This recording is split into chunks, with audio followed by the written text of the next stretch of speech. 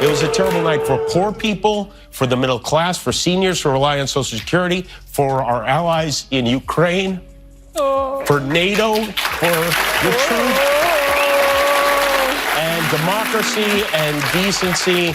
And it was a terrible night for everyone who voted against him. And guess what? It was a bad night for everyone who voted for him, too. You just don't realize it yet.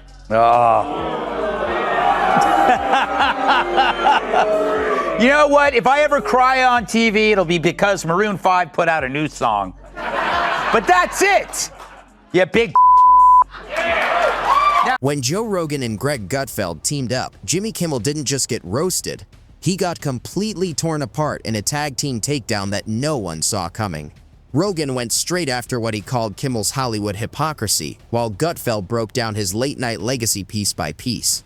This wasn't a debate, it felt like a full demolition, and the former comedy king suddenly became the punchline as two of the most outspoken voices in media pointed out the cracks in the image he's built over time. This wasn't just simple criticism, it felt like a real reckoning, and Kimmel never saw it coming. I have a few names to add. CNN, MSNBC, CBS, The Town Crier.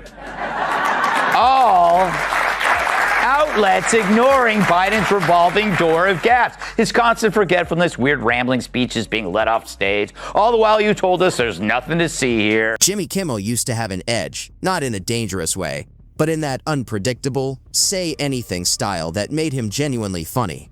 Back then, he laughed at everything, pushed boundaries, and wore his irreverence like armor.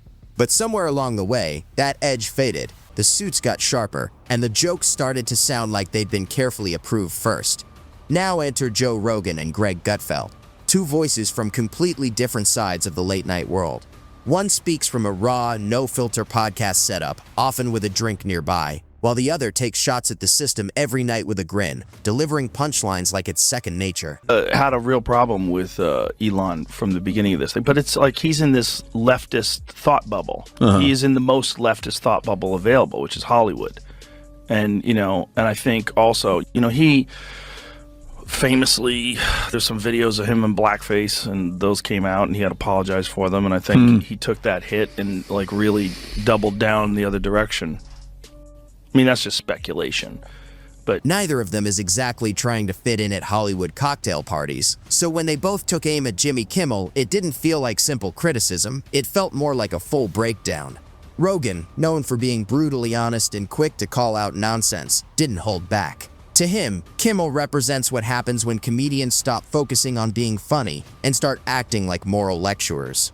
He pointed to Kimmel's shift from a carefree prankster to someone more serious and preachy, framing it as a real loss, not just for Kimmel, but for comedy as a whole. There's not a chance in hell that this is funny. When you see those flat, corny, late-night monologue jokes, Colbert, Jimmy Kimmel, Fallon, what they're doing is just like reading off of a teleprompter. There's applause signs, and then there's producers. There's the warm-up guy that's literally telling people to clap. They're like, okay, explaining to the people, okay, when Jimmy comes out, I want a big round of applause. Let's practice this right now. Ladies and gentlemen, Jimmy Fallon. Yeah. And everybody claps. Practice it. Yeah. He painted a picture of someone who used to joke about anything and everything, now coming across like he's auditioning for sainthood. Rogan didn't stop there. He broke down Kimmel's recent bits, saying the jokes feel less like real comedy and more like applause lines, questioning whether Kimmel even believes what he's saying or is just clinging to relevance through politics. Meanwhile, Greg Gutfeld added his signature mix of sarcasm and deadpan humor, pointing out how late-night monologues that once had bite now read like opinion columns, mocking Kimmel's teary sincerity and therapy session vibes. The irony hit hard. The same guy who hosted The Man Show was now lecturing Americans about decency and morality, and Gutfeld's calm, sharp observations made the contrast almost deliciously absurd. And impossible. In this case, because the poor sportsmanship is coming from TV, normally I would say you can have one lap and smell your flowers, but go ahead and take 4. Because there's nobody going, oh, that's wrong. It's not. You have to be either on Instagram or TikTok to be the outrage. So it's the same thing, and shame on them. Just do your job, Jimmy. Yeah. I know it's hard to do, but do your job. Amen. But you know what? No. Jimmy, keep doing what you're doing, because I love being number one. Yeah. And here's where it got ruthless. Rogan and Gutfeld weren't just poking fun at Kimmel's recent jokes or his shift in tone. They were asking if the real Kimmel even still existed beneath all the Hollywood polish and scripted smiles. To them, he wasn't a comedian anymore, he was just a host, a safe, pre-approved dispenser of laughs and talking points. This double-barreled critique came at a time when late-night TV was already faltering, ratings slipping, audiences bored, and the formula painfully predictable. Then came these two outsiders, neither playing by the usual rules, exposing just how stale the old guard had become. Rogan, always blunt and unstoppable, didn't only call out Kimmel for being preachy, he challenged the whole idea of comedy needing a political filter, arguing that comedians should be wild and unpredictable, not tamed for applause. And in his eyes, Kimmel had traded the raw edge of real humor for the safe approval of the morally smug.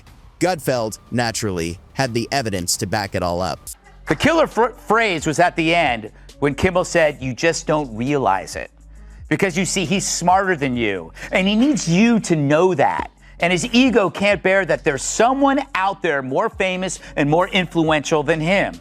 I got news for you, Kimmel. The last time you mattered, Bruce Jenner still had a penis. This wasn't some half-hearted opinion thrown out for shock value. Gutfeld came ready, like a lawyer presenting a case. He didn't just talk about Kimmel's change, he showed it. He played clips from the old days when Kimmel was wild, unfiltered, and genuinely funny. Moments from the Man Show that might have aged badly but still proved a point. Back then, Kimmel didn't care who he offended as long as the joke landed. Then Gutfeld switched to today's Kimmel, buttoned up, somber, more likely to tear up than deliver a punchline. The contrast wasn't to shame him for growing up, but to reveal how and why the shift happened, and it wasn't flattering. The audience didn't need commentary to get it. The change spoke for itself. And the worst part? It felt staged, forced. Gutfeld laughed, not just at the absurdity, but because it symbolized something bigger. The rebel had become a reverend, and the prankster a preacher. And the crowd didn't just laugh, they got it. That right now, they're melting like that stick of butter Joy Behar keeps between her thighs to prevent chafing. Case in point, last night, all the other late-night hosts threw a hissy fit. It's too bad Tim Waltz is still grieving, or he could send them all a sack of industrial-strength tampons. Poor Jimmy. True, it was a terrible night for women, children, and for the hundreds of thousands of hard-working immigrants who cut his lawn. Even longtime fans of Kimmel felt something had shifted. Not just the jokes or the tone, but the very spirit of the man himself. Then came the silence. Not from Gutfeld, and certainly not from Rogan, but from Kimmel, the same guy who used to swing at every critic. No tweets, no sly monologue jabs, no deflective humor, just total radio silence. In an era where public figures are expected to respond immediately, it didn't read as noble, it looked suspicious, even like surrender. The internet noticed instantly, memes spread, headlines speculated, and fans debated endlessly. The fenders called it taking the high road, but the quiet only amplified the critique. YouTube clips of Gutfeld's takedown racked up millions of views. Reddit threads dissected the moment, and comment sections exploded. In that silence, people didn't just see a man avoiding conflict. They saw a fallen icon, unsure how to face what he had become. Fans of Rogan and Gutfeld celebrated, declaring the end of safe comedy, while casual observers wondered if Kimmel had truly lost his edge, or if the two had simply said that everyone else was too afraid to admit. Road to obscurity. Nobody's going to care anymore. It's like you're seeing it take place with late night television. Nobody gives a fuck about it anymore. I know. And it's slowly, you have a bad business model and you're not adapting. Yeah, the creativity's gone for late night comedy, right? Like that's not really a thing anymore. But this wasn't just another celebrity spat. It was bigger than that. It was about the identity crisis in comedy. What happens when voices that were once fearless start trading risk for relevance? Rogan and Gutfeld weren't just throwing shade. They were shining a spotlight on a sky already full of smoke. Their message was clear. Comedy shouldn't ask for permission, and the moment it does, it stops being comedy.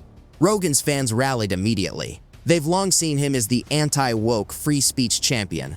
Gutfeld's audience felt vindicated, finally seeing someone call out the softness that had taken over late-night TV. Kimmel's defenders tried to push back, sharing old clips and talking about growth and evolution. But the contrast was too stark. The man who once pushed boundaries for laughs was now delivering polished TED Talk-style monologues. You could call it maturity. Rogan and Gutfeld called it hypocrisy. And they made their point so precisely, there was almost nothing left to argue. They think we're stupid. Kimmel thinks he's smarter than everyone, and it's just, that's exactly what he just said. And to just be full, I guess, transparency, when he was crying, they had just showed him his ratings, and so it wasn't necessarily all about that. Isn't it a little one-sided though? That by the way, I felt so much better with all the things you described. I do suffer from those. You know what cured them? Tuesday night. Tuesday night cured them. They came out with it said like how to cope with a loss. Yeah. What about us? What about how to cope with a win?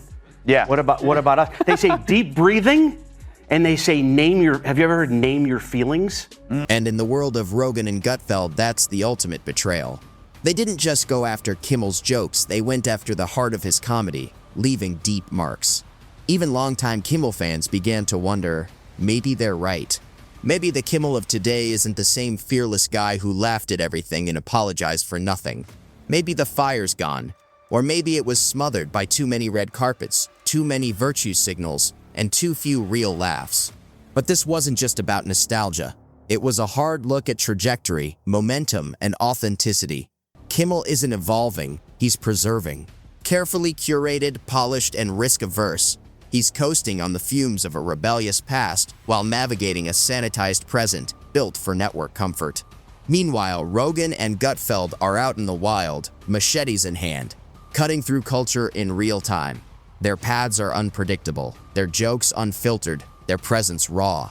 And that unpredictability, it feels alive. It's messy, it's real, and it's undeniable.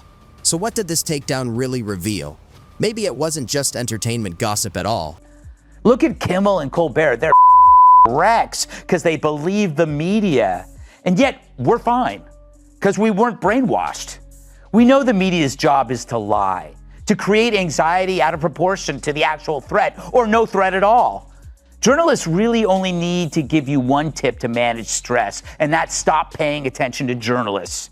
Maybe these late-night losers will stop thinking that the world is ending. Maybe it was a mirror held up to the whole genre.